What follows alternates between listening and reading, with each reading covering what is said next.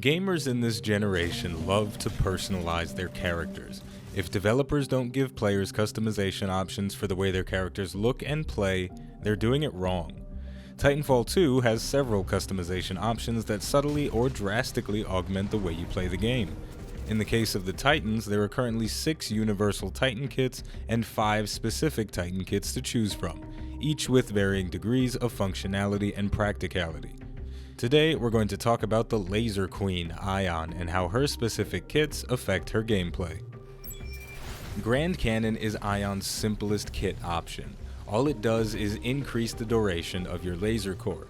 That doesn't sound like a huge deal, but when you consider how much damage your core does in its base form, just imagine more.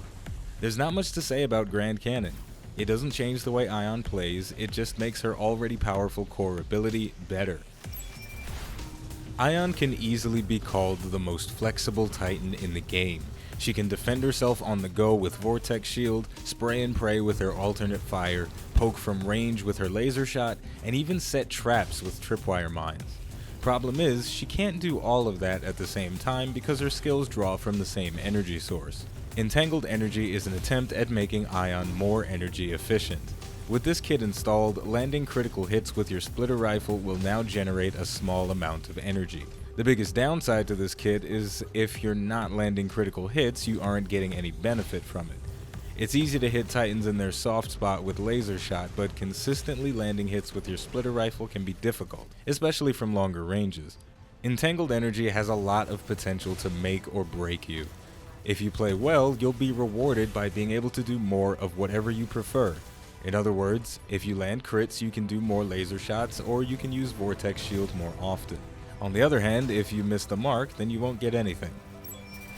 You probably don't see too many tripwire mines scattered around battlefields because they consume a lot of energy and they're easy to avoid, which means Ion has better ways to spend her hard-earned energy.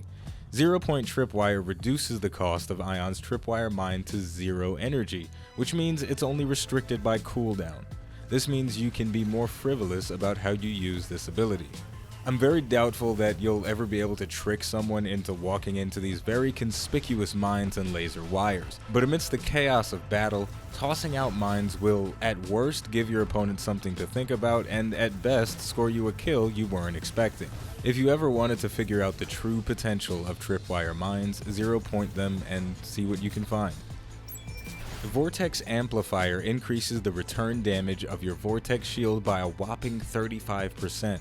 With this kit installed, Ion has the power to send back everything she doesn't want with an extra fuck you attached. This kit doesn't change the functionality of Ion's abilities, but it does enhance Vortex Shield so much that it encourages you to use it more than normal. Instead of spending the bulk of your energy poking enemies with laser shot, you'll want to wade into the thick of battle, catch everything that gets thrown your way, and send it right back. The biggest downside to this ability is like the negative of Entangled Energy. Every time you catch a big handful of enemy munitions, if you miss the return, you'll have wasted a hefty chunk of damage. So if you're not good at tossing back enemy fire or catching it in the first place, you might want to consider something less demanding. The base form of your alternate fire increases your projectile count from 1 to 3. With Refraction Lens installed, you'll send out 5 projectiles for only a slight increase in energy consumption. If you've played Ion and the other Titans for more than a generation or two, you already know Ion's primary weapon is a pea shooter. Well, a pea shooter that shoots 5 super hot, energy-infused peas deals a significant amount of damage. It may seem a bit clunky, and spending more energy on your splitter rifle instead of Vortex Shield and laser shot might seem sacrilegious, but Refraction Lens significantly increases your splitter rifle's damage output and puts it on par with your other damaging abilities. It transforms a lackluster option into an interesting option that's also very powerful.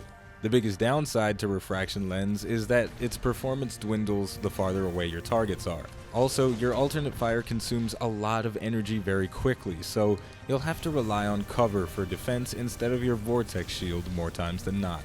It's an interesting trade-off, and it's one I'm comfortable making. Ion's kit options are all very interesting and viable. They push and pull her playstyle in different directions, which means having a favorite is okay, but changing your kit to suit the enemies you're going up against is a better idea. If you're fighting a lot of Legion and Tone, Vortex Amplifier will make short work of their predictable spray and pray.